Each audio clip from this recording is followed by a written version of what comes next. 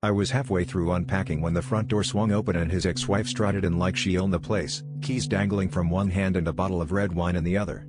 She barely glanced at me before calling out for my husband, her voice echoing down the hallway with a confidence I could never fake. My hands shook as I realized she hadn't just stumbled in, she'd let herself in. He'd never thought to change the locks, and as I watched him freeze at the top of the stairs, I knew the locks weren't the only thing he'd left untouched.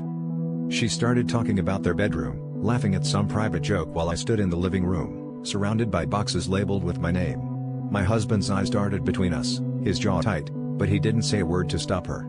Instead, he asked if she wanted to stay for dinner. I felt like I was watching myself from outside my body, the room spinning as I realized this was their home, and I was just a guest, an intruder in their unfinished story.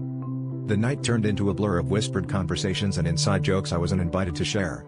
She flirted shamelessly, touching his arm, reminiscing about things I'd never heard of, and every time I tried to join in, they shut me out without even looking at me. When she finally left, she kissed him on the cheek and told him to call her if he needed anything. I waited for him to say something, to explain, to apologize, but he just went upstairs, leaving me alone in the kitchen with 2 empty glasses and a half-eaten dinner. The next morning, I packed a bag and drove to a hotel, but not before slipping her spare key into his sock drawer. I wanted him to know I'd seen everything, that I understood now why this house felt like a museum of old love and unspoken promises.